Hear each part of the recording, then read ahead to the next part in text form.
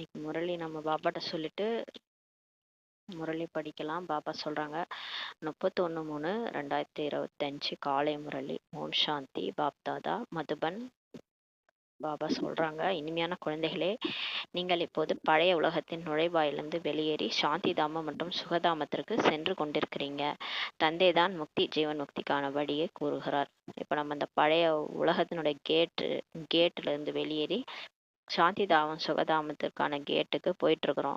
அது வழியா நுழைஞ்சு போயிட்டு இருக்கிறோன்றாரு. தந்தை தான் முக்தி ஜீவன் முக்திக்கான வழி நமக்கு சொல்றாரு. கேள்வி: நிகழ்காலத்தில் எல்லாவற்றையும் விட நல்ல செயல் எது? பதில்: மனம் சொல் செயல் மூலமாக குருடர்களுக்கு இப்ப கைத்தடி ஆகிறது. இதுதான் நல்ல செயல்ன்றாரு. எல்லாவற்றையும் விட நல்ல செயலாகும். எல்லாவற்றையும் விட நல்ல செயலை இப்போ மனம் சொல் செயலால கண்ணு தெரியாதவங்களுக்கு கைத்தடி ஆகிறது தான். அதாவது அவர் கண்ணு தெரியாதவங்கள போய் நம்ம கைத்தடி ஆகிறதுனா அப்படி சொல்லலை. ஞானத்தை சொல்லி மூன்றாவது கண் இல்லாதவங்களுக்கு, தன்னை ஆத்மான்னு புரிஞ்சிக்காதவங்கள ஆத்மான்னு புரிஞ்சிக்க வச்சு அவங்கள வாழ்க்கையுடைய அந்த பிரச்சனைகள்லேருந்து வெளியே வர வைக்கிறது. அதை தான் சொல்றாரு. மனிதர்களுக்கு வீட்டிற்கான முக்தி மற்றும் ஜீவன் முக்திக்கான வழியை கிடைத்துவிடும் வகையில் அப்பேற்பட்ட என்ன வார்த்தைகள் எழுதலாம் என்ற குழந்தைகளாகிய நீங்கள் ஞான மனனம் சிந்தனை கடலை கடைதல் செய்ய வேண்டும். இப்போ சேவை எப்படி செய்யணும் அப்படின்றத பாபா யோசிக்க சொல்றாரு. அவங்களுக்கு அப்படியே புரிஞ்சிடணும், டக்குன்னு ஒரு வார்த்தையில புரிஞ்சிடணும். அந்த மாதிரி எந்த வார்த்தையை எழுதலான்ட்டு நீங்க சிந்தனை கடலை கடையணுன்றாரு. இங்க அமைதி மற்றும் சுகமான உலகத்திற்கு செல்வதற்கான வழி கூறப்படுகிறது என்பதை மனிதர்கள் சுலபமாக புரிஞ்சிக்கணும். அந்த மாதிரி ஒரு வார்த்தை நீங்க எழுதணும். அதன் மூலமா அவங்களுக்கு தெரிஞ்சுக்கணும், இங்கதான் அமைதி மற்றும் சுகமான உலகத்திற்கு போவதுக்கான வழி இங்கதான் இருக்குன்ட்டு தெரிஞ்சுக்கணும். ஓம் சாந்தி. மந்திரவாதியின் விளக்கு பற்றி கேள்விப்பட்டுள்ளீர்கள் இல்லையா? அல்லாவுதீனின் அற்புத விளக்கு அல்லது மந்திரவாதியின் விளக்கு என்னென்ன காண்பிக்கிறது? அது அல்லாவுதீன் ஒரு விளக்கு வச்சிருப்பாரு. அதை தேய்ச்சோன்னா அதுல இருந்து ஒரு பூதம் வரும். பூதம் என்னலாம் நம்ம சொல்றோமோ அது கொண்டு வந்து கொடுக்கும். அந்த மாதிரி ஒரு கதை இருக்கு. வைகுண்டம், சொர்க்கம், சுகதாமம், இந்த 3 விஷயம் இருக்குன்றாரு. வைகுண்டம்னா சொர்க்கம் எல்லாமே ஒண்ணுதான். சுகதாமமும் அதே தான். விளக்கிற்கு பிரகாசம் என்று கூறப்படுகிறதுன்றாரு. விளக்குனாலே பிரகாசம் தானே. இப்போது இருள் தான் அல்லவா? இப்ப கலியுகம் காரிருளா இருக்குது அல்லவா? இப்போது இந்த பிரகாசத்தை வெளிப்படுவதற்காக குழந்தைகள் கண்காட்சி மேளா ஆகியவை நடத்துகிறார்கள். இப்ப நம்ம என்ன பண்றோம்? நம்ம இந்த பிரகாசத்தை கொண்டு வரதுக்காக நம்ம கண்காட்சி மேளாலாம் நடத்துறாங்கன்னு சொல்றாரு பாபா. அதிகமான செலவு கூட செய்யறாங்க. தலையில் அடித்துக் கொள்கிறார்கள். குழந்தைகள் தலையில அடிச்சுக்கிறாங்க. இவங்க புரிய வைக்கிறதுக்குள்ள படாத பாடாயிடுது. மக்கள் அஞ்ஞான இருள்ல இருக்கிறாங்க. அவங்களுக்கு ஞானத்தை புரிய வைக்கிறதுக்குள்ளார தலையில அடிச்சுக்க வேண்டியதா இருக்குன்றாரு. பாபா இதற்கு என்ன பெயர் வைக்கலாம் என்று கேட்கிறார்கள். பாபா கேட்கிறாரு, என்ன பெயர் வைக்கலான்ட்டு. இங்க மும்பைக்கு கேட்வே ஆஃப் இந்தியான்ட்டு சொல்றாங்க இல்லையா? மும்பை என்ன சொல்லுவாங்கன்னா கேட்வே ஆஃப் இந்தியான்னு சொல்லுவாங்க. இந்தியாவின் நுழைவாயில் மும்பை சொல்லுவாங்க. கப்பல்கள் முதலில் மும்பைக்கு தான் வருகின்றன. ஏன் அது மாதிரி சொல்றாங்கன்னா, கப்பல் ஃபர்ஸ்ட் மும்பைக்கு தான் வரும்ன்றாரு. டில்லியில் கூட இந்தியா கேட் உள்ளது. அதே மாதிரி இந்தியா கேட்டுன்ட்டு டில்லியில கூட இருக்குது. நான் டில்லி தான் தலைநகர் இல்லையா? அதனால இப்போது இது நம்முடையதுன்னு சொல்றாரு. கேட் ஆஃப் இப்ப நம்ம அந்த மாதிரி ஒரு வார்த்தை வைக்கணும். என்னன்னா, gate of Mukti Jeevan Mukti 2 நுழைவாயில்கள் Gates உள்ளன அல்லவான்றாரு.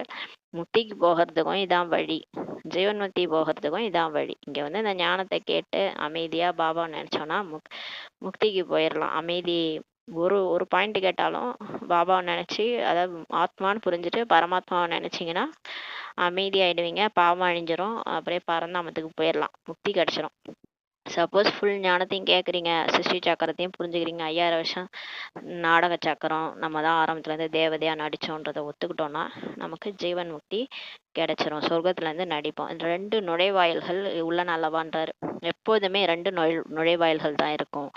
இன்னுன்னு இருக்கும், இன்னொன்று அவுட்டுன்னு இருக்கும். எப்பயுமே 2 நுழைவாயில் இருக்கும். உள்ளே வெளியே 2 இருக்கும். உள்ள போற வழி ஒன்று இருக்கும், வெளியே வர வழி ஒன்று இருக்கும்.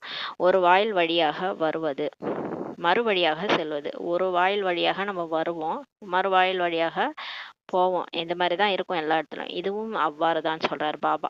நாம் புதிய உலகத்திற்கு இப்போ வருகிறோம். பிறகு பழைய உலகத்திலேருந்து வெளியேறி நமது வீட்டிற்கு சென்று விடுகிறோம். இப்போ நம்ம சொர்க்கத்துக்கு வரோம், மேலேருந்து பரந்தாமத்துலேருந்து வரோம். திரும்ப போகும்போது இப்போ பழைய உலகத்துலேருந்து வெளியே போயிட்டு அப்படியே நம்ம வீட்டுக்கு போயிடும். வீட்டுக்கு போயிட்டு தான் திரும்ப புதிய உலகத்துக்கு வரோம். இது கூட போகிற வழி வர வழி மாதிரின்றாரு. ஆனால் திரும்பி நாமவோ செல்ல முடியாது. ஆனால் போகும்போது வரும்போது நம்மளே ஓடியாண்டுட்டோம் பரந்தாமத்துலேருந்து, போகும்போது நம்மளே போக முடியாது. அவர் வந்து தான் நம்மளை கூட்டு போனோம் இல்லையா. ஏனெனில் வீட்டையே மறந்துவிட்டோம். ஏன்னா 5000 வருஷம் ஆகுது வந்து நடிப்பு நடிச்சு ஆத்மா திரும்ப எங்கே போனோன்றதே மறந்து போயிட்டோம் இல்லையா. நம்ம வீடு எங்கன்னே மறந்துட்டோன்றாரு. வழிகாட்டி கூட வேண்டும். ஏதாவது ஒரு இடத்துக்கு போறோம்னா கைடு கூட இருப்பாங்க அந்த சுத்தி காட்டுறதுக்கு. அந்த மாதிரி பரந்தாமத்துக்கு போறதுக்கு கூட கைடு வேண்டும்னு சொல்றாரு. அவரும் நமக்கு இப்ப கிடைச்சிருக்கிறார். சிவன் கிடைச்சிருக்கிறார். அவர் தான் நமக்கு கைடு. அவர் வழியை இப்ப கூறுகிறார். பாபா நமக்கு முக்தி, ஜீவன் முக்தி, சாந்தி மற்றும் சுகத்தின் வழியாக தான் கூறுகிறார் என்பதை குழந்தைகள் அறிந்துள்ளார்கள். இப்ப பாபா நமக்கு முக்தி, ஜீவன் முக்தி 2 வழியை சொல்றாரு. சாந்தி மற்றும் சுகத்தின் வழியை நமக்கு சொல்றாருன்ட்டு நம்ம தெரிஞ்சுக்கிட்டோம். எனவே கேட் ஆஃப் சாந்தி தாமம், சுகதாமம், சாந்தி தாமம் சுகதாமத்திற்கான நுழைவாயில் என்று எழுதலாம். இந்த மாதிரி எழுதினா எல்லாரும் ஆச்சரியப்படுவாங்க. என்ன இவங்க புதுசா கேட்வே ஆஃப் இந்தியா கேள்விப்பட்டிருக்கிறோம், இந்தியா கேட்டுன்னு கேள்விப்படுறோம், இதென்ன கேட் ஆஃப் சாந்தி தாமம், கேட் ஆஃப் சுகதாமம் அப்படின்னா என்ன அப்படின்ட்டு அவங்க எல்லாரும் இப்போ குழம்பி போவாங்க வெளி உலகத்துல. அந்த மாதிரி நீங்க எழுதலாம் அப்படின்னு சொல்றாரு. சிந்தனை கடலை கடைதல், ஞான மனனம் இப்ப செய்ய வேண்டி உள்ளது அல்லவான்னு சொல்றாரு பாபா. நிறைய சிந்தனைகள் எழுகின்றது. இப்ப நிறைய பேருக்கு நிறைய சிந்தனைகள் எழுகின்றது. முக்தி, ஜீவன் முக்தி என்று எதற்கு கூறப்படுகிறது என்பது கூட யாருக்குமே தெரியாதுன்னு சொல்றாரு பாபா. பாபா சொல்றாரு இப்ப முக்தி, ஜீவன் முக்தி எதுக்கு சொல்றோம் அப்படின்றது யாருக்குமே இப்ப தெரியாது. அமைதி மற்றும் சுகமோ எல்லோருமே தான் விரும்புறாங்க. அமைதியும் விரும்புறாங்க, சுகமும் விரும்புறாங்க. எல்லாருக்குமே என்ன விருப்பம் இருக்கு? அமைதியா இருக்கணும், ஜாலியா இருக்கணும், இதானே எல்லாருக்கும் விரும்புறாங்க. சாந்தியும் வேண்டும், மேலும் பணம் செல்வமும் வேண்டும், அப்படித்தானே விரும்புறாங்க. அமைதியா இருந்தா போதும். அப்படியே ஏதாவது கூரை குடிசையில ஒரு ட்ரெஸ் மாட்டிட்டு அப்படியே அமைதியா இருந்தா போதும்னு விரும்புறாங்க. பணமும் வேண்டும், காசும் வேணும், சுகமாவும் வாழணும், இப்படிதான் விரும்புறாங்க இல்லையா. அதுவோ சத்தியுகத்தில் தான் இருக்கும் சொல்றார் பாபா. நீங்க கேட்கறது எல்லாமே கிடைக்கும். எங்க கிடைக்கும்னா இந்த நரகத்துல கிடைக்காது, அது சொர்க்கத்துல தான் இருக்குன்றாரு. சத்தியுகத்தில் தான் இருக்கும். எனவே கேட் ஆஃப் சாந்தி தாமம் மற்றும் சுகதாமம் அல்லது gate of purity, peace, prosperity இதெல்லாம் சொல்றாரு பாருங்க. கேட் ஆஃப் சாந்தி தாமம் மற்றும் சுகதாமம் இப்படி ஏதுங்க, இல்லைன்னா இப்படி ஏதுங்க. கேட் ஆஃப் பியூரிட்டி தூய்மை, பீஸ்னா அமைதி, ப்ராஸ்பரிட்டினா சுகம், தூய்மை, அமைதி மற்றும் சுகத்திற்கான நுழைவாயில் என்று கூட நீங்க எழுதலாம். இதுவும் நல்ல வார்த்தைகள் ஆகும் சொல்றாரு. இந்த மாதிரி நம்ம கீதா பாடசாலைக்கு வெளியில ஏத்தி வைக்கலாம். இதெல்லாம் நல்ல வார்த்தைகள் ஆகுன்றாரு. மூன்றுமே இங்கு இல்லை. இப்ப இந்த உலகத்துல இந்த பீஸ், பியூரிட்டி, ப்ராஸ்பரிட்டி மூணுமே இல்லைன்னு சொல்றாரு பாபா. எனவே இது பற்றி பின் புரிய வைக்க வேண்டியும் இருக்கும் சொல்றாரு. அப்புறம் அதை பத்தி நீங்க புரிய வச்சிடணும். ஏன் இது இல்லைன்னு சொல்லி நீங்க புரிய வைக்கணும். புது உலகத்துல இவ எல்லாமே இருந்தது. சொர்க்கத்துல பியூரிட்டி இருந்தது, ஃபர்ஸ்ட் தூய்மையா இருந்தாங்க, அதனால அமைதி இருந்தது, செல்வம் இருந்தது. இப்ப அது எதுவுமே இல்லை. இதெல்லாம் நீங்க புரிய வைக்கணும்ன்றாரு. புதிய உலகத்தினை ஸ்தாபனை செய்வர் பதித்த பாவனர் காட்ஃபாதர் ஆவார். எனவே அவசியம் நாம் இந்த உலகத்திலிருந்து வெளியேறி இப்ப வீடு செல்ல வேண்டியிருக்கும் சொல்றாரு. இப்ப நம்மள புதிய உலகத்தை உருவாக்குறவரே பதித பாவனர் தான், அவர் தான் காட்ஃபாதர். அதனால இப்ப நம்ம அந்த உலகத்துக்கு இப்ப போக வேண்டியிருக்கும். அப்ப வந்து நம்ம வீட்டுக்கு போகணும். வீட்டுக்கு போயிட்டு தான் புது உலகத்துக்கு வரணும். எனவே இது தூய்மை, சுகம், சாந்திக்கான நுழைவாயில் ஆகிறது அல்லவான்னு சொல்லி சொல்றாரு. பாபாவிற்கு இந்த பெயர் நல்லதாகப்படுகிறது. இப்ப பாபாவுக்கு இந்த பேர் நல்லா இருக்குன்னு தோணுது. அதாவது நுழைவாயில், தூய்மை, சுகம், சாந்திக்கான நுழைவாயில் அப்படி கூட வைக்கலான்றாரு. இப்போது உண்மையில் அதை திறந்து வைக்கும் காரியத்தை சிவபாபா தான் செய்கிறார்.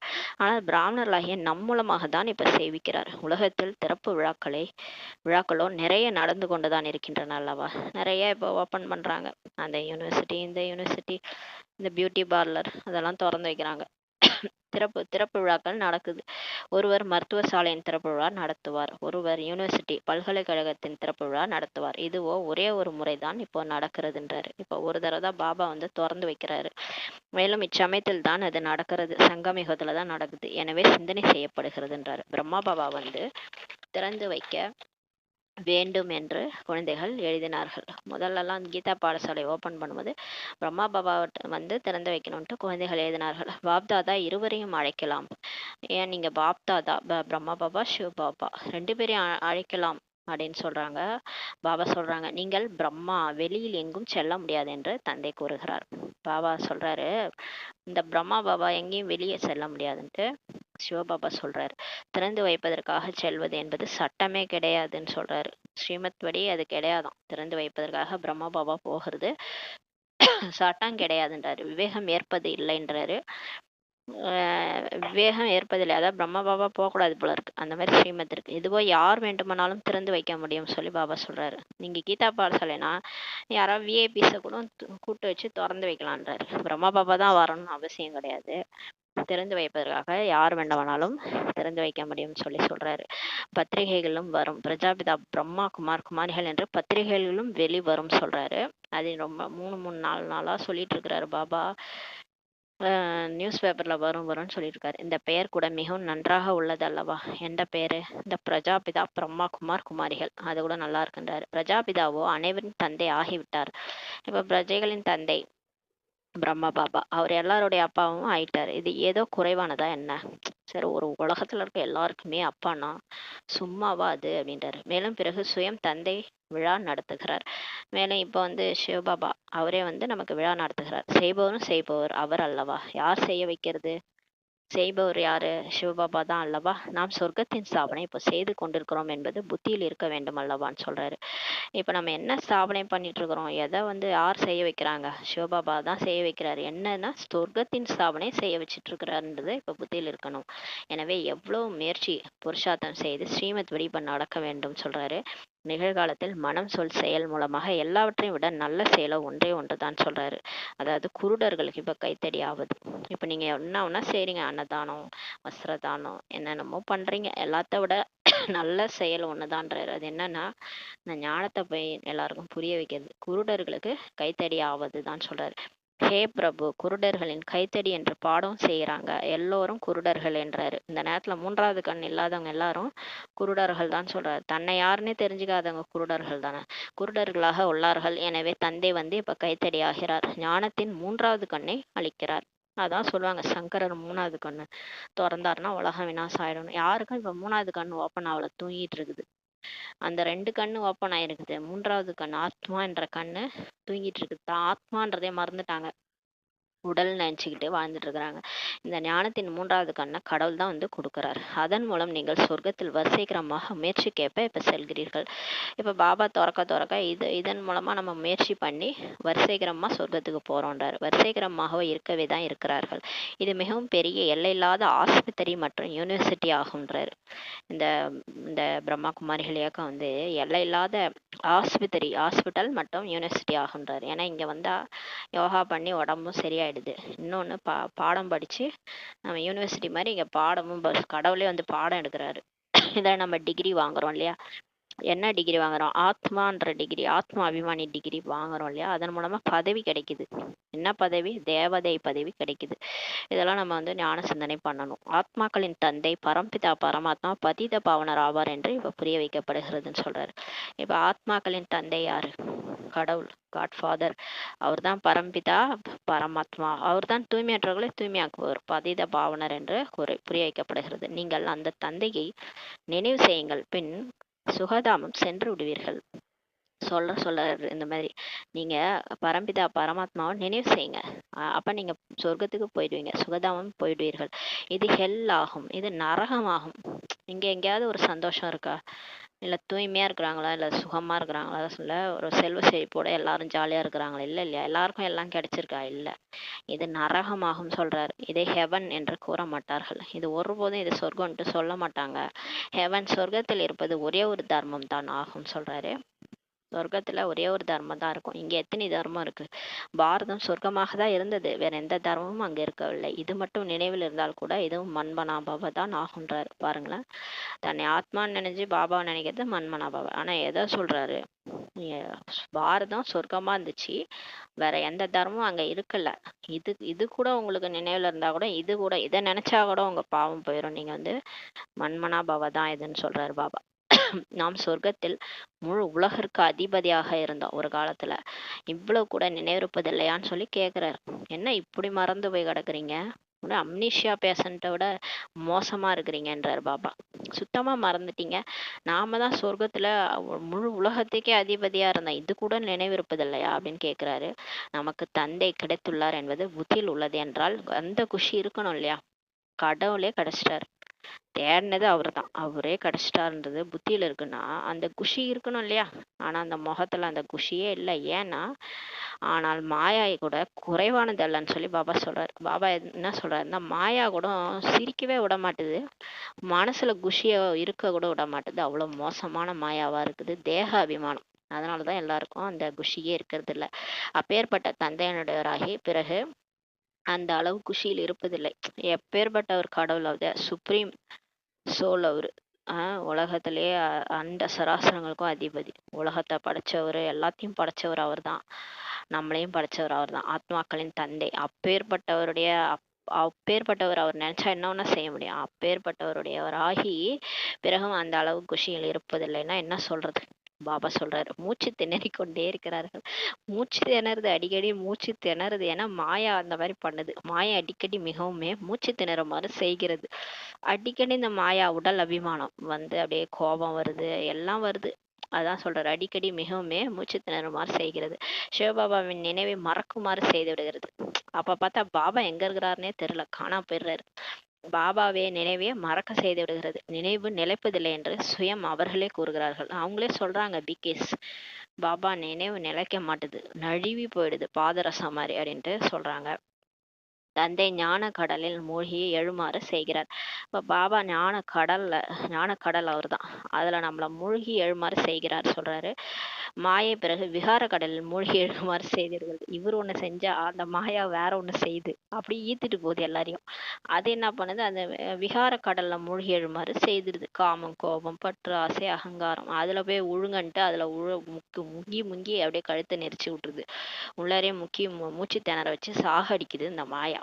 பாபா அதுல நாணக்கடல்ல மூழ்கி எழ வைக்கிறாரு. இது வந்து மூழ்க வச்சிருது. மிகவும் மகிழ்ச்சியுடன் மூழ்கி எழ முற்பட்டு விடுகிறார்கள். உடனே விகார கடல்ல மகிழ்ச்சியோட மூழ்க போயிடுறாங்க பிகேஸ்ன்றாரு. சிவபாபாவை நினைவு செய்யுங்கள் என்று தந்தை இப்ப கூறுகிறார். இப்ப பாபா சொல்றாரு, என்ன நினைங்கன்ட்டு. ஆனா மாயை பிறகு மறக்கடிக்க வைக்கிறது. இந்த மாயா வந்து அவரை நினைக்க விடாம பண்ணுது. அப்படியே அவர் ஒண்ணு பண்ணா இது ஆப்போசிட்டா பண்ணிட்டு இருக்குது. தந்தையை நினைவே செய்வதில்லை, தந்தையை அறியாமலே இருக்கிறார்கள். துக்கார்த்தா சுகார்த்தா, துக்கத்தை நீக்கி சுகம் அளிப்பவரோ பரம்பிதா பரமாத்மா ஆவார் அல்லவா? அவரு தானே துக்கத்தை நீக்கி சுகம் கொடுக்கிறாரு, அவரு தானே நினைக்கணும். அவரையே தெரிஞ்சுக்காம இருக்கிறாங்க. அவர் இருப்பதே துக்கத்தை நீக்குவராகன்னு சொல்றாரு. அவர் வர்றதே துக்கத்தை நீக்கி சுகமளிக்கதான். அவர்கள் பிறகு கங்கைக்கு சென்று முழுக்கு போடுறாங்க. கங்கையை போய் பத்தித்த பாவனின்ட்டு நினைக்கிறாங்க. சத்தியுகத்தில் கங்கை துக்கத்தை தீர்ப்பவர், பாவத்தை நீக்குபவர் என்றெல்லாம் சொல்ல மாட்டாங்க. இங்கதான் கங்கைகளை போய் குளிச்சுட்டு தூய்மையாயிடும்ட்டு போறாங்க, பத்தித்த பாவனின்ட்டு நினைக்கிறாங்க. சொர்க்கத்துல அப்படி கிடையாது, கங்கை நதி தான் ஓடும். அங்க வந்து அந்த டெல்லி கிட்ட தான் பரிஸ்தானமா இருக்கும், அங்கதான் வந்து மாளிகைகள்லாம் இருக்கும், அங்கதான் வந்து கங்கையும் ஓடும். ஆனா அங்க வந்து தேவதைகள் போய் குளிக்க மாட்டாங்க. அங்க கங்கை தான் துக்கத்தை தீர்க்கும். துக்கமே அங்க இருக்காது, இருந்தா தானே நம்ம போய் கங்கையில குளிக்கிறது. பாவத்தை நீக்கு, பாவமும் செய்ய மாட்டாங்க. பாவத்தை நீக்குபவன்ட்டு சொர்க்கத்துல அங்க யாரும் சொல்ல மாட்டாங்க. சாது சன்னியாசி ஆகிய எல்லோரும் நதிகளின் கரையோரத்துல அமர்றாங்க. இப்ப சாது சன்னியாசிகள் எங்க கங்கை கரையோரத்துலதான் உட்காந்துக்கிறாங்க. கடற்கரையில போய் ஏன் அமர்வதில்லை? பாருங்க, சாது சன்னியாசிங்க ஏன் பீச்சுக்கு போக மாட்டாங்க, நதிக்கரையில தான் போய் உட்காந்துருக்குறாங்க. ஆனா இப்போது குழந்தைகளாகிய நீங்கள் கடலின் கரையில் அமர்ந்துள்ளீர்கள். நம்ம எங்க உட்காந்துருக்குறோம்? நம்ம பீச் ஓரத்துல உட்காந்துருக்கோம். நம்ம கடலின் கரைனா நம்ம சிவபாபா தான் கடல், அவரோட கரையில நம்ம இப்போ உட்காந்துருக்கிறோம். அவர் சொல்ற ஞானத்தை கேட்டுருக்கிறோம். ஞான கடலோட கரையில உட்காந்துருக்கிறீங்க. ஏராளமான குழந்தைகள் கடலிடம் வருகிறார்கள். நிறைய பேர் இப்ப பாபாட்ட வராங்க. பிறகு கடலில் இருந்து வெளிப்பட்ட இந்த சிறிய பெரிய நதிகள் கூட உள்ளன என்று நினைக்கிறார்கள். அந்த கடல்ல இருந்து நிறைய நதிகள்லாம் வெளியே வரதா நினைக்கிறாங்க. ஆனா நதி போய் கடல்ல கலந்துரும் கடைசியா. அதுதான் கும்பமேளான்னு சொல்லுவாங்க. இப்ப வந்து இந்த கடல்ல ஞான கடல் பாபாட்ட இருந்து நம்ம சிறிய பெரிய நதிகள், அவர்கிட்ட இந்த ஞானத்தை கத்துக்கிட்டு அதை போய் மத்தவங்கள்ட்ட சொல்றோம் இல்லையா? நமக்கு எதுவுமே தெரியாது, நம்ம போய் பாபாட்ட கேட்டுட்டு தான் போய் ஒரு சில விஷயங்கள்லாம் மத்தவங்க சொல்லி புரிய வைக்கிறோம். அதனால நம்ம சிறிய பெரிய நதிகள் கூட உள்ளனன்ட்டு நினைக்கிறாங்க. பிரம்மபுத்திரா, சிந்து மற்றும் சரஸ்வதி போன்ற பெயர்களும் வைக்கப்பட்டுள்ளன. பாருங்க, நதிக்கு பேரெல்லாம் பாருங்க, பிரம்மபுத்திரா, சிந்து, சரஸ்வதின்ற பேர்லாம் வச்சிருக்கிறாங்க. பிரம்மபுத்திரான்ற பிரம்ம பாபா, சரஸ்வதின்றது அம்மா, சிந்துன்றது அந்த மாதிரி யாரோ ஒருத்தவங்க பிகேவா இருப்பாங்க. இவங்கெல்லாம் வந்து இப்போ பாபாவோட ஞானத்தை கேட்டு போய் மற்றவங்கள்ட்ட சொன்னவங்க தான். அந்த வச்சு பேரெல்லாம் வச்சிருக்காங்கன்னு சொல்றாரு. குழந்தைகளே, நீங்கள் மனம் சொல் செயலில் மிக மிக கவனம் வைக்க வேண்டும் என்று தந்தை இப்போ புரிய வைக்கிறார். பாபா சொல்றாரு, இப்போ எண்ணம் சொல் செயலில் ஜாக்கிரதையா இருங்க. ஏன்னா வந்து ஒரு பொழுதும் நீங்கள் கோபத்தில் வரக்கூடாதுன்றாரு. உங்களுக்கு கோபமே வரக்கூடாது. கோபம் வந்து ஒரு விகாரம், அது எரிச்சிரும்னு சொல்றாரு. அது உள்ளுக்குள்ளார நம்மளையும் எரிச்சிரும், எதிராளி இருக்கிறவங்களையும் எரிச்சிரும்ன்றாரு. கோபம் முதலில் மனசில் தான் வருகிறதுன்றாரு. முதல்ல கோபம் எதுல வரும்னா மனசுல தான் எண்ணங்களா ஓடும். கோபமா வரும், ஏதாவது 4 வார்த்தை கேட்கலாமான்னு தோணும், ரொம்ப டிப்ரெஷன் தாக்கிட்டு அப்புறமா வார்த்தையா வெளியில வரும். மனசுல தான் ஃபர்ஸ்ட் வரும்ன்றாரு. பிறகு பேச்சு மற்றும் செயலில் கூட வந்து விடுகிறது. அதுக்கப்புறம் வார்த்தையில வந்துடும்.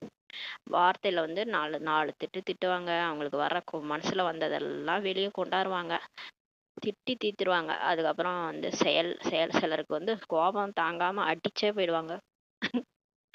அடிச்சிருவாங்க. ஏன்னா இந்த குழந்தைங்கள்லாம் பண்றது இதை பார்த்து அவங்களால கடுப்பு மனசுல இருக்கும், அது அப்படியே வந்து செயல்ல வந்து அடிச்சிருவாங்க. இது மாதிரிலாம் கூட வந்துருதுன்னு சொல்லி பாபா சொல்றாரு. இதனாலதான் விக்கிரமம் நடக்குது. சிலர் கொலையை கூட பண்ணிடுறாங்க கோபத்தினால.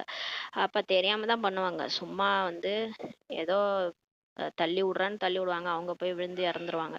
இது மாதிரிலாம் கொலையா கூட நடந்துடுது, தெரியாம கூட நடந்துடுதுன்றாரு. இவை 3 ஜன்னல்கள் ஆகும் சொல்றாரு. இந்த மாதிரி 3 ஜன்னல்லாம் 3 ஜன்னல் சொல்றாரு. அதாவது எண்ணம் சொல் செயல் தான் 3 ஜன்னல்ன்றாரு. ஃபர்ஸ்ட் மனசுல வரும், அப்புறம் பேச்சுல வந்து, அப்புறம் செயல்ல வந்துடுது. இதுதான் 3 ஜன்னல்கள் ஆகுன்றாரு. எனவே தந்தை வந்து புரிய வைக்கிறார். இனிமையான குழந்தைகளை, வார்த்தைகளை அதிகமாக இப்ப பயன்படுத்தாதீர்கள். பாபா சொல்றாரு, இப்ப அதிகமா பேசாதீங்கன்றாரு. அமைதியா இருங்க. பேச்சில் வந்து விட்டால் செயல் வந்துருன்றாரு. கண்டிப்பா நீங்க பேசுவீங்க, அப்புறம் ஒரு நாள் செயல்லையும் பண்ணி காமிச்சிருவீங்கன்றாரு. கோபம் முதலில் மனசில் தான் வருகிறதுன்றாரு. பிறகு பேச்சு செயலில் வருகிறதுன்றாரு. 3 ஜன்னல்கள் இருந்து இப்ப வெளிப்படுகிறது இந்த கோபம்ன்றாரு. முதலில் மனதில் வரும். உலகத்தாரோ ஒருவருக்கொருவர் துக்கம் கொடுத்து கொண்டே இருக்கிறாங்க. உலகத்துல எல்லாரும் பாருங்க, ஒருத்தவங்க அடிச்சுக்கிறாங்க, சண்டை போடுறாங்க, கொலையே பண்ணிடுறாங்க. நம்ம தான் கேட்குறோம் நியூஸ்ல. அதெல்லாம் எதனாலன்னா இந்த விகாரத்தினாலதான் சொல்றாரு. சண்டையிட்டு கொண்டே தான் இருக்கிறாங்க. நீங்களும் யாருக்குமே துக்கம் கொடுக்க கூடாது. நம்ம வந்து பிகேஸ் வேறு பகுதியில இருக்கிறோம். நம்ம வந்து பாபா நம்மளை செலக்ட் பண்ணி பாடம் எடுத்துட்டு இருக்கிறாரு. நம்மளை திருத்தினா உலகம் தெரிஞ்சிரும்ட்டு நம்மளை திருத்திட்டு இருக்கிறாரு. உங்களுக்கு நான் வந்து பாடம் எடுத்துன்னு இருக்கிறேன். சத்குரு பேருக்கு எடுத்துறாதீங்கன்றாரு. நீங்க யாருக்கும் துக்கம் கொடுக்க கூடாதுன்றாரு. அப்பேற்பட்ட எண்ணம் கூட உங்களுக்கு வரக்கூடாதுன்றாரு. துக்கம் கொடுக்கணுன்ற எண்ணம் கூட வரவே கூடாது. அமைதியாக இருப்பது மிகவும் நல்லதுன்றாரு. அமைதியா இருக்கிறது, பேசாதீங்க, அதிகமா பேசாதீங்க, அமைதியாக இருப்பது மிகவும் நல்லதுன்றாரு. எனவே தந்தை வந்து சொர்க்கம் அல்லது சுகம் சாந்திக்கான கேட் நுழைவாயிலை இப்ப கூறுகிறார். குழந்தைகளுக்கு தான் கூறுகிறார், நமக்கு தான் சொல்றாரு. நீங்களும் மற்றவர்களுக்கு கூறுங்கள் என்று குழந்தைகளுக்கு கூறுகிறார். தூய்மை, சுகம், சாந்தி இருப்பது சொர்க்கத்தில் தான். நம்ம ஆசைப்படுறோம்ல, ஜாலியா இருக்கணும், அமைதியா இருக்கணும், ஆனா தூய்மையா மட்டும் இருக்க மாட்டோம்.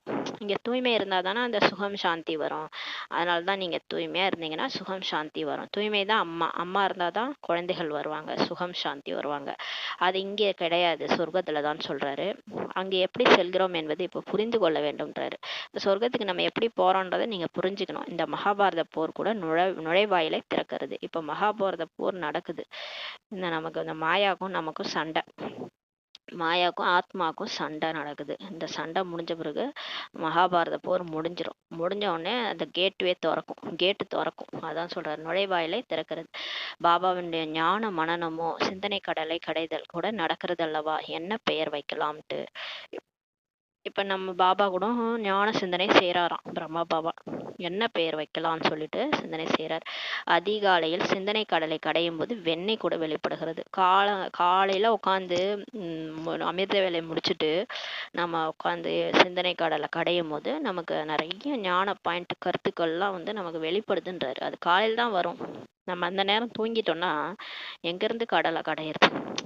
அமிர்த வேலையிலேயே தூங்கிடுறோம். அதுக்கப்புறமா தூங்கிட்டோம்னா எங்கிருந்து கடலை கடையிறது? அதான் சொல்றாரு, அதிகாலையில தான் சிந்தனை கடலை, இந்த ஞானத்தை சிந்தனை பண்ணணும். சிந்தனை பண்ண வெண்ணெய் வந்து வெளிப்படுகிறதுன்றாரு. நல்ல கருத்துக்கள் கூட வெளிப்படுகின்றனன்றாரு. நல்ல பாயிண்ட்ஸ் எல்லாம் வெளியாகுது காலங்கத்தால. அதனால் தான் பாபா சொல்றாரு, அதிகாலை எழுந்து தந்தையை நினைவு செய்யுங்கள் சொல்றாரு. இப்ப பாபா இப்ப என்ன சொல்றாரு, குழந்தைகளே, அதிகாலை நேரம் அற்புதமானது. அதை மிஸ் பண்ணாதீங்க. ஏதாவது எழுந்திரிச்சவங்கெல்லாம் அடைஞ்சாங்க, தூங்கினவங்கெல்லாம் இழந்தாங்கன்ட்டு ஒரு பாவம் கூட இருக்குது. அதாவது சொல்றாரு, எழுந்து என்ன நினைவு செய்யுங்க, பாவம் போயிடும். மேலும் என்ன பெயர் வைக்கலாம் என்பது பற்றிலாம் விசாசாகர் மந்தன் செய்யுங்க. காலையில எழுந்து உட்காந்து சிந்தனை பண்ணுங்க. சிந்தனை செய்ய வேண்டும். ஒரு சிலருடைய நல்ல சிந்தனையும் வெளிப்படுகிறதுன்றாரு. நிறைய பேர் நிறைய நல்ல சிந்தனைகள்லாம் சிந்தனை பண்ணி வச்சிருக்கிறாங்க. பதிதர்களை, தூய்மையற்றவர்களை தூய்மையாக ஆக்குவது என்றால் நரகவாசியை சொர்க்கவாசியாக ஆக்குவதாகும் என்பதை இப்போது நீங்க புரிஞ்சுக்கிட்டீங்க. இப்ப தூய்மை இல்லாதவங்களெல்லாம் நம்ம தூய்மையாக்கிட்டோம்னா அப்ப நரகவாசியா இருக்கிறவங்கள சொர்க்கவாசியா ஆக்குறதுன்னு சொல்லி பாபா சொல்றாரு. அது மாதிரி நம்ம புரிஞ்சுக்கிட்டோம். தேவதைகள் பாவனமானவர்கள் ஆவார்கள். அதனால் தான் அவர்களுக்கு முன்னால் தலை வணங்குறாங்க. இந்த லட்சுமி நாராயணன் இவங்கெல்லாம் தேவதைகள், அவங்க தூய்மையானவங்க. அதனால தான் அவங்க கோயில்ல போய் எல்லாரும் அவங்க முன்னாடி தலை வணங்குறாங்க. நீங்கள் இப்போது யாருக்குமே தலை வணங்க முடியாதுன்றாரு. ஏன்னா நீங்க ஈஸ்வரனுடைய குழந்தைகள். ஈஸ்வரனே உங்களுக்கு என்ன சொல்றாரு, நானே உங்களுக்கு சேவகனாகி வரேன்றார். அவரே நமக்கு சர்வெண்டாகி வேலை செய்யறன்றாரு. அந்த அளவுக்கு நம்மளை தலையில தூக்கி வச்சிருக்கிறாரு. அதுக்காக நம்ம உடனே ரொம்ப தலைக்கணம் பிடிச்ச கூடாது. நம்ம பாபாவுக்கு தலை வணங்கணும். மற்றவங்க யாருக்கும் தலை வணங்க முடியாதுன்றாரு. சட்டம் கிடையாதுன்னு சொல்றாரு. நீங்க ஸ்ரீமத்தே கிடையாது நீங்க போய் மற்றவங்க முன்னாடி தலை குனியறதுன்னு சொல்றாரு. மற்றபடி யுக்தியுடன் நடக்க வேண்டியுள்ளது. ஆனாலும் சில டைம்ல யுக்தியா நடந்துக்கணும் இல்லையா? வெளி உலகத்துல போறோம், நம்ம மாட்டம் அப்படியே போனோம்னா இவங்களுக்கு திமிரப்பாருன்னு சொல்லுவாங்க இல்லையா? அதனால கொஞ்சம் அங்கங்க யுக்தியா நடந்துக்கணும். சாதுக்கள் தங்களை உயர்ந்தவர்கள், தூய்மையானவர்கள் என்று நினைச்சுக்கிறாங்க. சாது சன்னியாசிகள்லாம் தூய்மையா இருக்கிறதுனால உயர்ந்தவர்கள்னு நினைச்சுக்கிறாங்க. மற்றவர்களை தூய்மையற்றவர்கள், தாழ்ந்தவர்கள் என்று நினைக்கிறாங்க. இந்த இல்லறத்துல அவங்களாம் விகாரத்துல போறாங்க. தூய்மையற்றவர்கள், தாழ்ந்தவர்கள் நம்மளோட அப்படின்ட்டு நினைக்கிறாங்க. நாம் எல்லோரையும் விட உயர்ந்தவர்கள் ஆவோம் என்பதை நீங்க அறிந்துள்ளீர்கள். என்றாலும் கூட யாராவது கை கூப்பினால் ரெஸ்பான்ஸ் செய்வதற்கு பதிலுக்கு அவ்வாறே செய்ய வேண்டியிருக்கும். சரி, நமக்கு தெரியும் நம்மளை கடவுளே திருத்திட்டு இருக்கிறாரு, கடவுளே தூய்மையாக்கிட்டு இருக்கிறாருன்னா அவர் சொல்லி நம்ம தூய்மையா இருக்கிறோம்னா நம்ம எல்லாரோடையும் உயர்ந்தவர்கள்ட்டு நமக்கு தெரியும். இருந்தாலும் யாராவது நமக்கு முன்னாடி வராங்க, கை கூப்புறாங்கன்னா, பெரியவங்களா இருந்தாங்கன்னா நம்மளும் பதிலுக்கு கை கூப்ப வேண்டியிருக்கும் சொல்றாரு. ஹரி ஓம் தத் சத் என்கிறார்கள் என்றால் நீங்களும் அவ்வாறே கூற வேண்டியிருக்கும். அவங்க என்ன சொல்லுவாங்க, வர்றவங்க ஹரி ஓம் தத் சத்துன்னுவாங்க. உடனே நம்மளும் அந்த மாதிரி சொல்லணும். இப்போ நம்ம ஓம் சாந்தி சொன்னா எதிரால வரவங்க ஓம் சாந்தி சொல்லுவாங்க. அது மாதிரி அவங்க வர்றவங்க ஹரி ஓம் தத் சத்துன்றாங்கன்னா அப்புறம் அவங்க நம்மளை சொல்லணும்னு எதிர்பார்க்குறாங்க. அப்போ நம்மளும் அதே மாதிரி சொல்லிட்டு போவோன்றாரு. யுக்தியுடன் நடக்கவில்லை என்றால் அவர்கள் கைக்குள் வரமாட்டார்கள். நீங்க யுக்தியா நடந்துக்கணும். எல்லாருக்கும் அவங்களுக்கு தகுந்த மாதிரி பணிஞ்சு போய்க்கணும். அப்பதான் உங்க கைக்குள்ளார எல்லாரும் வருவாங்கன்றாரு. மிகவுமே யுக்திகள் வேண்டும்ன்றாரு. இது ஒன்றும் சாதாரண விஷயம் கிடையாதுன்றாரு. யுக்தியா தான் புரிய வைக்கணும்ன்றாரு. சாவு தலை மீது வரும்போது எல்லோரும் பகவானின் பெயரை தான் எடுக்கிறாங்க. அதாவது நல்லா வாழும்போது யாரும் கடவுள் நினைக்க மாட்டாங்க. மரணம்னு ஒன்று வரும்போது தான் கடவுளேன்னுவாங்க, கடவுளேன்னு கூப்பிடுவாங்க இல்லையா? அப்போதான் பகவானோட பெயரை எடுக்கிறாங்க. தற்காலத்தில் விபத்துகளும் நிறைய ஏற்பட்டு கொண்டே இருக்கும். இப்போ போக போக பாருங்களேன், இப்போ நம்மளே பார்த்துட்டு இருக்கிறோம். போன வாரம் முரளியெல்லாம் நிலநடுக்கம்னு சொன்னாரு, இந்த வாரம் வந்துருச்சு. அவர் சொல்றதெல்லாம் நடந்துட்டே இருக்குது. அதனால இதை பாருங்க, இப்பயும் சொல்லிட்டு இருக்கிறாரு, விபத்துகளும் நிறைய ஏற்பட்டு கொண்டேதான் இருக்குன்றாரு. மெல்ல மெல்ல இப்ப தீ பரவுகிறதுன்றாரு. இது அதுவும் நடந்துட்டு தான் இருக்குது. எங்கேயோ காட்டு தீ கொரியால பரவிட்டு இருக்கு. அது வெளிநாட்டுல இருந்து தான் பரவுன்றாரு. நெருப்பு வெளிநாட்டுல இருந்து ஆரம்பமாகுன்றாரு. பிறகு மெல்ல மெல்ல முழு உலகமே எரிந்து போயிடுன்றாரு பாபா. முழு உலகமே இந்த காட்டு தீ பரவிடுன்றாரு. கடைசியாக குழந்தைகளாகி நீங்க தான் இறந்து விடுகிறீர்கள். ஆனா இதுல தப்பிக்கிறது யாரு? பிகேஸ் மட்டும்தான்றாரு. கடைசியா நீங்க மட்டும்தான் இருக்கிறீங்க. ஏன்னா நம்ம ஸ்ரீமத் படி நடக்கிறதுனால நம்ம மட்டும்தான் கடைசியா தங்குறோம். உங்களுடைய ஆத்மா தூய்மையாக ஆகிவிடும் போது பிறகு உங்களுக்கு அந்த புதிய உலகம் கிடைக்கிறதுன்றாரு. இப்ப நம்ம பாபா நினைச்சு நம்ம தூய்மையாகிறோம். நமக்கு மனம், எண்ணம், சொல், செயல் தூய்மையாகி பக்குவமா ஆயிட்டு அந்த அல்வா வானல விட்டு திரண்டி வர மாதிரி ஆத்ம உணர்வு நமக்கு வந்துடும். உடல் உணர்வுல இருந்து நீங்கி ஆத்ம உணர்வு வரும்போது நம்ம தூய்மையாகிரும் போது நமக்கு புது உலகம் கிடைக்கிறதுன்றாரு. சொர்க்கம் கிடைக்குது. ஏன்னா இந்த உலகம் நம்மளாலதான் இப்ப அழிக்கப்படுது.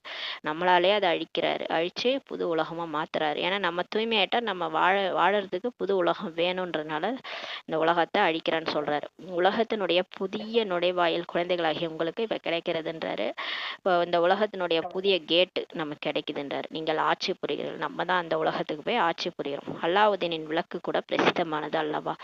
அல்லாவுதீன் அற்புத விளக்கு கதை எல்லாருக்குமே தெரியும்னு நினைக்கிறேன். பாபா சொல்லியிருக்கிறாரு, நோட் இப்படி செய்யும் போது அளவற்ற பொக்கிஷம் கிடைத்து விடுகிறது. சரியான விஷயம்தான். இதெல்லாம் நோட் செய்யும் போது உங்களுக்கு இந்த பாயிண்ட்ஸ் எல்லாம் நோட் பண்ணி வச்சுக்கும் போது அளவற்ற பொக்கிஷம் கிடைக்குதுன்றாரு. சரியான விஷயம்தான்ட்டு எல்லாரும் சொல்லுவாங்க. அல்லாஹ் அலாவுதீன் சட்டென்று சமிஞ்ஞை மூலமாக சாட்சாத்காரம் செய்விக்கிறார் என்பதை நீங்கள் அறிந்துள்ளீர்கள். இந்த அல்லாஹ் அலாவுதீன் அல்லாஹ் வந்து அல்லான்றது பாபா பாபா வந்து நமக்கு வந்து சட்டென்று சமிஞ்ஞை மூலமா நமக்கு வந்து இஷாரா கொடுக்குறாரு. இஷாரா மூலமா காட்சி காட்டுறாரு என்பதை நம்ம தெரிஞ்சுக்கிறோம். அலாவுதீனுக்கு காட்சி காட்டுறாரு. நீங்கள் அலாவுதீன்றது நம்ம தான். நீங்கள் சிவபாபாவை மட்டும் நினைவு செய்தீர்கள் என்றால் எல்லாமே சாட்சாத்காரம் ஆகிவிடும். நீங்க எதையும் நினைக்காம அந்த பூமி மேல உங்க புத்தி போகாம இங்க உள்ள எல்லைக்குட்பட்ட விஷயங்கள்ல புத்தி மாட்டிக்காம பாபா மட்டும் நினைச்சீங்கன்னா உங்களுக்கு எல்லாமே காட்சியா கிடைக்கும்ன்றாரு. நீங்க 3வது கண்ணுல பார்க்கும்போது எதிரால என்ன நடக்க போகுது எல்லாமே காட்சி கிடைக்கும்ன்றாரு. தீவிர பக்தினால் கூட சாட்சாத்காரம் ஆகிறது. சில பேர் ரொம்ப தீவிரமா பக்தி, மீராலாம் பார்த்தீங்கன்னா கிருஷ்ணர் பக்தி அப்படி தீவிரமா பண்ணாங்க. அப்போ வந்து அவங்களுக்கு கிருஷ்ணர் காட்சியெல்லாம் கிடைச்சிது. அது மாதிரி தான் நமக்கும் கிடைக்கின்றாரு. இங்கே உங்களுக்கு லட்சியம் நோக்கத்துடன் சாட்சாத்காரமும் கிடைக்கவே கிடைக்கிறது. இங்கே நமக்கு லட்சியம் நோக்கமே இருக்குது, என்னன்னா தேவதை ஆகணும். அப்போ சொர்க்கத்துக்கு போகணுன்றது நான் லட்சியம் நோக்கம்னா அதோட காட்சிகள் கூட நமக்கு கிடைக்குதுன்னு சொல்றாரு. பிறகு நீங்கள் பாபாவை சொர்க்கத்தை நிறைய நினைவு செய்வீர்கள். அப்புறம் போக போக பார்த்தீங்கன்னா நமக்கே எல்லாம் வெறுத்து போயிடும். இங்கே உலகத்தில் எதுவுமே பிடிக்காது. என்ன பண்ண ஆரம்பிச்சிருவோம்னா பாபா நினைக்க ஆரம்பிச்சிருவீங்க, சொர்க்கத்தையும் நினைவு செய்வீங்கன்னு சொல்கிறாரு. நிறைய நினைக்க ஆரம்பிச்சிருவீங்கன்றாரு. அடிக்கடி பார்த்து கொண்டே இருப்பீர்கள். அப்புறம் காட்சியாக கிடச்சிட்டே இருக்குன்றாரு. கடைசியில் யார் பாபாவின் நினைவில் மற்றும் ஞானத்தில் மூழ்கி இருப்பார்களோ அவர்களால் தான் கடைசியின் அனைத்து காட்சிகளையும் பார்க்க முடியும்னு சொல்கிறார். பாருங்களேன், இந்த பாயிண்ட் நோட் பண்ணிக்கணும். யார் பாபா நினைவில் ஞானத்தில் மூழ்கி இருப்பாங்களோ கடைசி காலத்துல அவங்களால தான் எல்லா காட்சியும் பார்க்க முடியும். கடைசி நேர அனைத்து காட்சிகளையும் பார்க்க முடியுன்றார். மிகப்பெரிய குறிக்கோளாகுன்றாரு. ஆனா இது எல்லாராலையும் அடைய முடியாதுன்றார். யார் பாபா நினைவுல பைத்தியமா இருக்கிறாங்களோ, ஞானத்துல மூழ்கி இருக்கிறாங்களோ அவங்களுக்கு தான் அது கிடைக்கும். மிகப்பெரிய குறிக்கோளாகும். தன்னை ஆத்மா என்று உணர்ந்து தந்தையை நினைவு செய்வது சித்தி வீடு கிடையாதுன்றார். ஆனாலும் மாயா லேசப்பட்டது கிடையாது. தேக அபிமானம் இல்லையா, இந்த தேகம் பக்கம்தான் நம்ம புத்தி போகும்.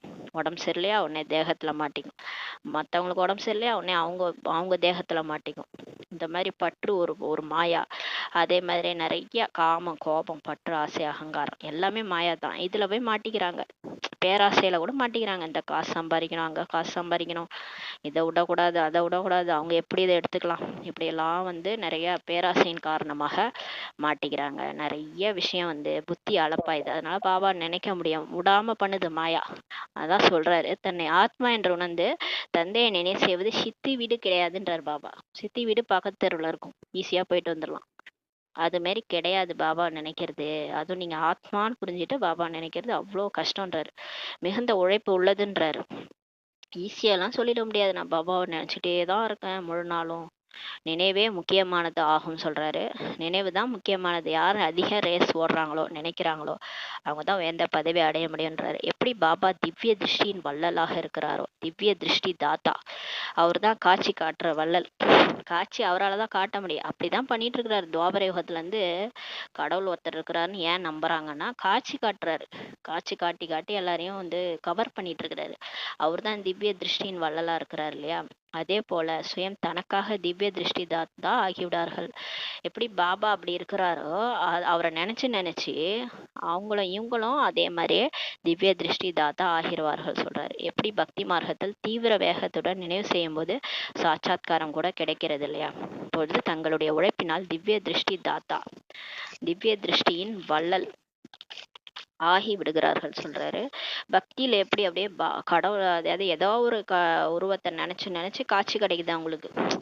இப்ப முருக பக்தர் அப்படியே முருகரை நினைச்சு உருகி நீ வரலன்னா நான் செத்துருவேன், இப்படியே வந்து போய் முட்டிக்க வேண்டியது.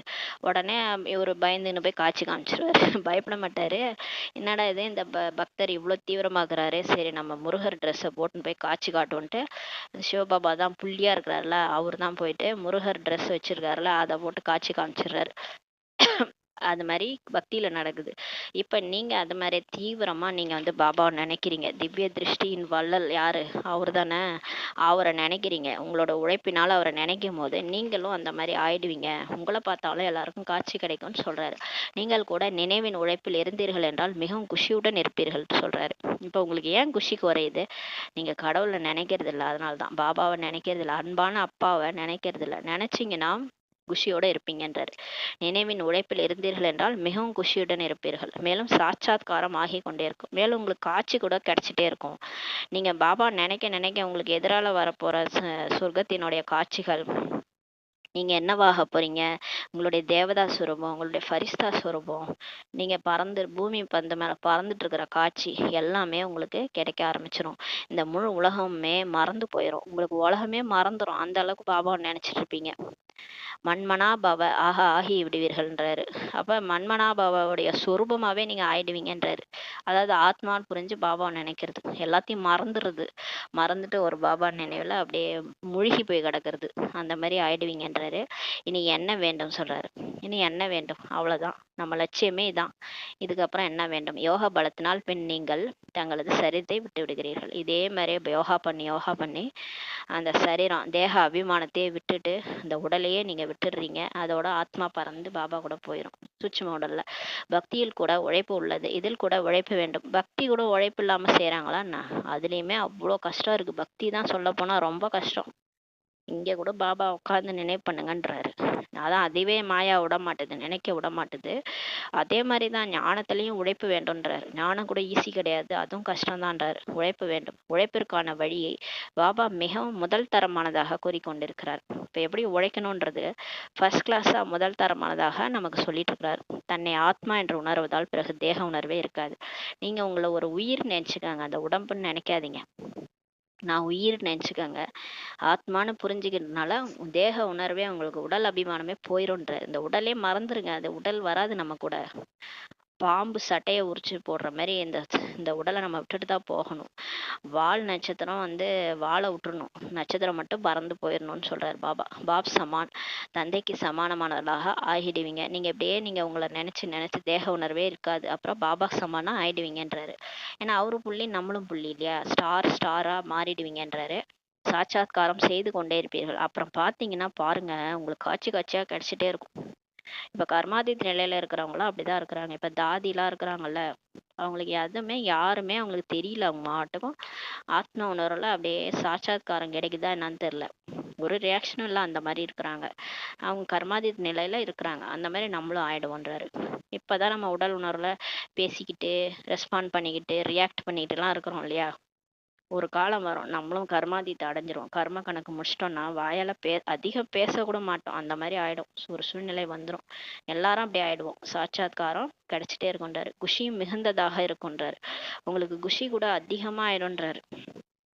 எப்பன்னா பாப் சமான் ஆகிட்டு காட்சி கிடைச்சிட்டே இருக்கும்போது குஷி, அளவற்ற குஷி வந்துருன்றாரு. தனது பெயர் ரூபத்திலிருந்தே தனிப்பட்டவர் இப்ப ஆக வேண்டும்ன்றாரு. இப்ப நம்ம பேர் உருவம் கூட மறந்து போயிடணுன்றாரு.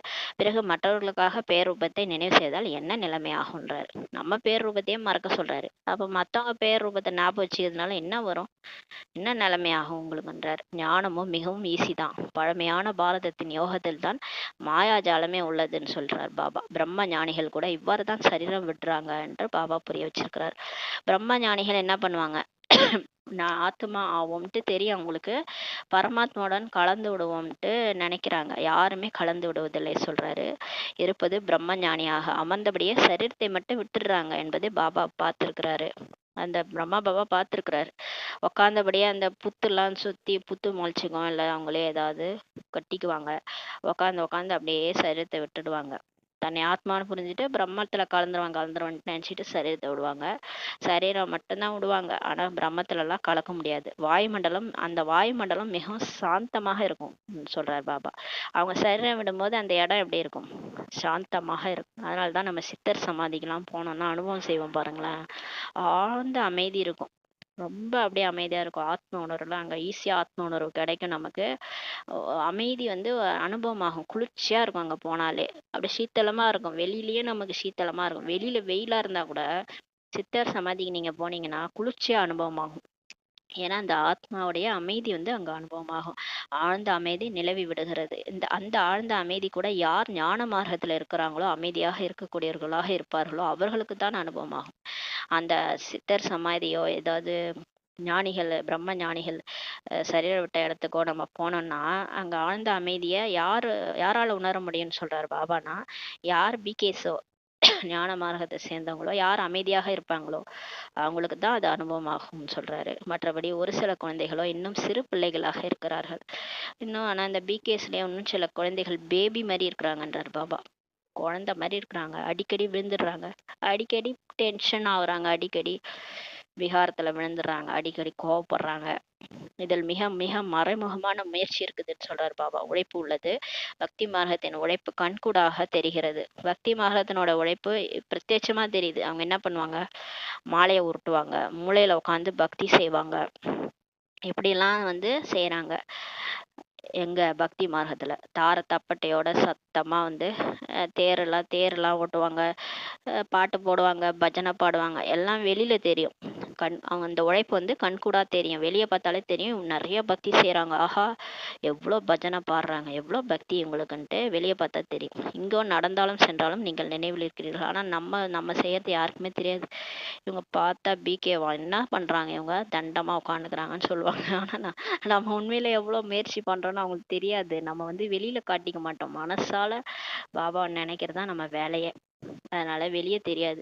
இங்க நம்ம நடந்தாலும் சென்றாலும் நீங்க நினைவில் இருக்கிறீர்கள். நம்ம வேலை செஞ்சுக்கிட்டே கூட பாபா நினைவுல செய்வோம், அப்படியே லேசா செய்வோம் இல்லையா, நம்ம நினைக்கிறோன்னு கூட அவங்களுக்கு தெரியாது. நீங்கள் ராஜ்யத்தை எடுத்து கொண்டிருக்கிறீங்க என்பது யாருக்கும் தெரியாது.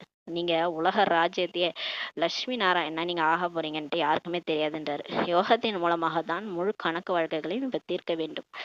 இப்ப நம்ம யோகா மூலமா தான் நமக்கு 63 ஜென்மமா நம்ம உருவாக்கி வச்சிருக்கிறோம்ல பிரச்சனை, கணக்கு வழக்கு, அதெல்லாம் இப்ப பாபா நினைச்சுதான் தீர்க்கணும். ஞானத்தினால் கணக்கு தீர்ந்துடுமா என்ன? சரி முரளி கேட்டீங்க 1 மணி நேரம், அதனால உங்க பாவம் எல்லாம் போயிருமா என்ன? பாபா கேக்குறாரு. ஞானத்தினாலலாம் கணக்கு வழக்கு முடியாது. முரளி கேட்டேன் 1 மணி நேரம், அதனால பாவம்லாம் போயிடுச்சுன்னா சொல்ல முடியாது. பாபாவை நினைக்கணும், யோகா பண்ணணும். யோகானா அன்பா பாபாவை ஆத்மான்னு புரிஞ்சு பாபா நினைக்கணும், அப்போதான் பாவம் அழியும். கணக்கு வழக்கு யோகத்தின் மூலமாக தான் தீர்க்க முடியும். கர்ம கணக்கு வினைப்பயன் நினைவினால் தான் முடிவுக்கு வரும் சொல்றாரு. நீங்க என்னதான் பண்ணாலும் சரி, உருண்டு பிறந்தாலும் சரி, எல்லாம் உங்க எதிரால வரும். ஆனா எப்ப அதெல்லாம் முடியும்னா பாபாவை நினைச்சு நினைச்சு நினைச்சு நினைச்சு அதிகாலையில எழுச்சி பயிற்சி பண்ணாதான் முழு நாளும் பயிற்சி வரும். காலங்கத்தால ஏந்திருக்காம முழு நாளும் நான் நினைக்கிறேன்னா அதெல்லாம் பொய் தான் அதெல்லாம். அமிர்த வேலையே எழுந்திருக்கலன்னா முழு நாளும் எப்படி பாபா நினைவு வரும்? அமிர்த வேலையில எழுந்துச்சு பாபாவை நினைவு செய்ய முயற்சி பண்ணணும், அப்ப முழு நாளும் நினைவு வரும், அவ்வக்த நிலை வரும். அப்பதான் நம்ம நினைவு, அப்பதான் நம்மளுடைய கர்ம கணக்கு பாவங்கள் முடியும்னு சொல்றாரு. இது மறைமுகமானதுன்றாரு பாபா. எல்லாமே மறைமுகமாக தான் நமக்கு கற்பிக்கிறார் சொல்றாரு. இனிமேல இனிமையான காணாமல் போய் வெகு காலம் கழித்து கண்டெடுக்கப்பட்ட குழந்தைகளுக்கு தாய் தந்தை பாப் தாதாவின் அன்பு நினைவுகள் மற்றும் காலை வணக்கம். ஆன்மீக குழந்தைகளுக்கு ஆன்மீக தாய் தந்தை நமஸ்காரம். நம் ஆன்மீக குழந்தைகள் ஆன்மீக தாய் தந்தைக்கு நமஸ்காரம். தாரணைக்கான முக்கிய சாரம். ஃபர்ஸ்ட் பாயிண்ட், மனம் சொல் மற்றும் செயலால் ஒருபோதும் கோவப்படக்கூடாது. இந்த 3 ஜன்னல்களின் மீது மிகுந்த கவனம் கொள்ள வேண்டும். எது ஜன்னல்? மனம் சொல் செயல். ஃபர்ஸ்ட் மனசுல தான் வருது, அதான் ஒரு ஜன்னல் ஓப்பன் ஆகுது. அடுத்த ஜன்னல் வார்த்தை, அடுத்த ஜன்னல் செயல். இதுல ரொம்ப அட்டென்ஷன் வைங்க, இல்லைன்னா கோவப்பட்டுருவீங்க, அப்புறம் எந்த ஒரு ஆத்மாவுக்கும் உங்க மூலமா துக்கம் வந்துரும்ன்றாரு. வார்த்தைகளை அதிகமாக பயன்படுத்தக்கூடாது, ரொம்ப வேர்ட்ஸ் யூஸ் பண்ணாதீங்க, அமைதியா இருங்கன்றாரு. ஒருவருக்கு ஒருவர் துக்கம் கொடுக்க கூடாதுன்றாரு. 2வது பாயிண்ட், ஞானம் மற்றும் யோகத்தில் மூழ்கி இருந்து கடைசி காட்சிகளை பார்க்க வேண்டும். இப்போ நம்ம வரும் பாபா நினைவு ஞானம், இதுலயே மூழ்கி இருந்து கடைசி காட்சிகளை அப்பதான் அவங்க பாபா காட்டுவார், இல்லைன்னா காட்ட மாட்டார். தனது அல்லது மற்றவர்களின் பெயர் ரூபத்தை மறந்து நான் ஆத்மா ஆவேன் என்று இதே நினைவுடன் தேக உணர்வை நீக்கிவிட வேண்டும். தன்னையே மறக்க சொல்றாரு. அப்பயே மத்தவங்க நினைச்சுக்கிறீங்கன்றாரு. உங்க உடம்பையே மறங்கன்றாரு. மத்தவங்க உடம்பு எதுக்கு நினைக்கிறீங்க?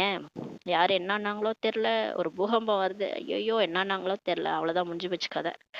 நம்ம பாபா நினைவுல சரீரம் விட்டாதான் பாபாட்ட போக முடியும். அதனால பெயர் ரூபத்தை மறந்துருங்க, எல்லா ரூபத்தையும் மறந்து நான் ஆத்மா தனியா தான் வந்தேன், தனியா தான் போக போறேன், இந்த நினைவோட தேக உணர்வை நீக்கிவிட வேண்டும் சொல்றாரு. வரதானம் அன்பெனும் அம்பு மூலமாக அன்பால் காயத்தை ஏற்படுத்தி அன்பு மற்றும் பிராப்திகள் நிரம்ப பெற்ற லவ்லின் அன்பில் தோய்ந்த ஆத்மா ஆகுக என்ற வரதானம் கொடுக்குறாரு. இப்ப அன்பெனும் அம்பு சொல்றாரு. அன்பு மூலமா தான் அது ஒரு அம்புன்றாரு. அந்த அம்பு மூலமா காயத்தை ஏற்படுத்துங்கன்றாரு. உண்மையான அன்பு மூலமா காயத்தை ஏற்படுத்த முடியுன்றாரு. அந்த காயத்தை ஏற்படுத்தி அன்பு மற்றும் பிராப்திகள் நிரம்ப பெற்ற லவ்லியின் அன்பில் தோய்ந்த ஆத்மா ஆகுகன்ற வரதானம் கொடுக்குறாரு. லௌகீக வாழ்விலும் ஒருவர் எவ்வளவு அன்பில்லாவது வசமாகி விட்டாலும் அவங்களுடைய முகம், கண்கள், வார்த்தைகள் யாவிலும் என்ன சொல்லுவாங்க, இவர் காதல் வசமானவர் என்பார்கள். உங்க சொல்லுவாங்க, உங்க முகம், கண்ணு, வார்த்தை எல்லாம் பார்த்தாலே ஒரு மாதிரியா இருக்கும். அதாவது லௌகீகத்துல கூட அவங்க லவ்லின்னு ஸ்டேஜில் இருக்கிறாங்க. யார், அதாவது நிச்சயதார்த்தம் ஆயிடுச்சுன்னு வச்சுக்கோங்களேன், சொல்லுவாங்க கல்யாண காலம் வந்துருச்சு அப்படின்னு சொல்லுவாங்க. அது ஏன்னா அவங்க முகம் எப்படி இருக்கும், ஒரு மாதிரி வெக்கப்படுற மாதிரி இருக்கும். கண்ணு, வார்த்தை எல்லாமே வெக்கப்படுற மாதிரி பேசுவாங்க. அந்த மாதிரி லௌகீகத்துல கூட சொல்லுவாங்க. அன்பில் வசமாயிட்டாங்கன்னா அவங்க காதல் வசமானவர்கள்ட்ட சொல்லுவாங்க. அவ்வாறே மேடை மீது வரும்போது தன்னுள் இருக்கும் தந்தையின் அன்பெனும் ஆயுதத்தால் பிறரையும் காயப்படுத்துவார்கள் சொல்றாரு. அந்த மாதிரி இங்க யார் பாபாவுடைய அன்புல மூழ்கி இருக்கிறாங்களோ அந்த அன்பின் ஆயுதத்தை வச்சு, அன்பின் ஆயுதம் இருக்கு இல்லையா, அதை வச்சு மற்றவங்களையும் காயப்படுத்துவாங்கன்னு சொல்றாரு. அதாவது பாபா நினைவை ஏற்படுத்துவாங்க அப்படின்னு சொல்றாரு. சொற்பொழிவிற்கான கருத்துக்களை சிந்திப்பது, நினைப்பது இவை சொரூபம் அல்ல. அன்பு மற்றும் பிராப்தியின் முழுமையான சொரூபம் லவ்லின் சொரூபமாகுன்றார். வெறும் பாயிண்ட்டை மட்டும் பேசுறது, சிந்திக்கிறது, அது மட்டும் சொரூபம் கிடையாது. பாபாவுடைய அன்பு இருக்கணும். அன்பு மற்றும் பிராப்தியின் முழுமையான சொரூபமாகும். அதாவது சும்மா வாயளவுல ஞானத்தை சொல்றது, உள்ளுக்குள்ளார பாபா கிட்ட உண்மையான அன்பே கிடையாது. சும்மா வாயளவுல ஞானத்தை சொல்லிட்டு இருக்கிறது, அதுல எங்கிருந்து போயிட்டு அது அம்பு மாதிரி பாயுன்றாரு. உண்மையான அன்பு பாபாட்ட வச்சுட்டு பாபா சொன்ன ஞானத்தை மற்றவங்களுக்கு அப்படியே அன்பா சொல்லி புரிய வைக்கும் போது அது ஒரு ஆயுதம் மாதிரி போயிட்டு பதியும், அம்பு மாதிரி போய் பாயுன்றாரு. அப்பதான் எல்லாரும் ஓடி வருவாங்க. இவங்க சொல்றதெல்லாம் உண்மைதான், இவங்க கடவுள் தான் இவங்களை பேச வச்சுட்டு இருக்காருன்ட்டு ஓடி வருவாங்க. அத்தாரிட்டியுடன் பேசும்போதே அதன் தாக்கம் ஏற்படும் சொல்லி சொல்றாரு.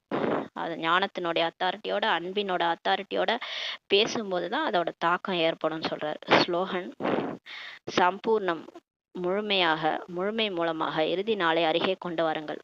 பாபா சொல்றாரு, நீங்க எப்ப முழுமையாகிறீங்களோ, பௌர்ணமி நிலவு மாதிரி, சந்திரன் மாதிரி முழுசா எப்ப ஆகிறீங்களோ, எல்லாத்துலயும் நிரம்பணும். ஞானம், யோகம் ரெண்டுத்துலயும் தீவிரமா நிரம்பி சக்திகள், குணங்கள் எல்லாம் நிரம்பி இருக்கும் போது 108 பௌர்ணமி வெளிப்படும். 108 பௌர்ணமி இதே உலகத்துல காட்சியா தெரியும். 108 பேர் தெரிவாங்க. அப்பதான் இறுதி நாளை கிட்டக கொண்டு வர முடியுன்றாரு. அப்ப 108 பேர் ரெடி ஆகணும் இல்லையா? முழுமை மூலமாக, உங்களுடைய சம்பூர்ணத்தன்மை மூலமாக தான் இறுதி நாளை இப்ப அருகே கொண்டு வாருங்கள் சொல்லி பாபா சொல்றாரு. அதாவது சொர்க்கம் வர்றதுக்கு டேட்டு குறிங்கன்னு சொல்லி சொல்றாரு.